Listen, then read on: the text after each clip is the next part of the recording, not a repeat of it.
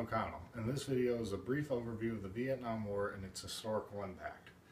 The Vietnam War lasted from November of 1955 until April 1975. It's one of the earliest examples we have of how warfare evolved from the early 20th century to modern day. Some of the key terms you'll hear me discuss in this video are proxy war and Gulf of Tonkin. Some of the key concepts I'll be discussing is media coverage of the war and the war's impact on American society.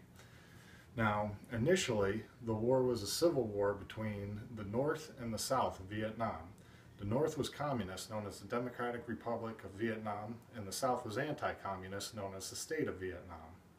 As the war progressed, it would become known as one of the most infamous proxy wars of all time.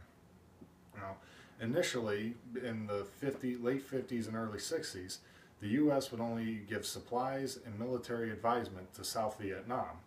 But after the Gulf of Tonkin incident, which took place in the summer of 1964, President Lyndon Johnson was granted permission by Congress to ramp up military efforts within Vietnam.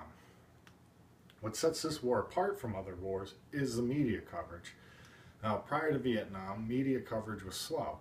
It would take often weeks or months for news to go from the battlefield back to America.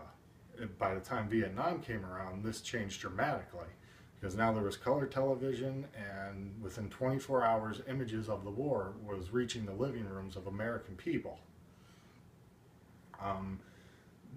The impact this war had on American society at first, because there was so much anti-communism in America, wasn't that, America was very pro-Vietnam War.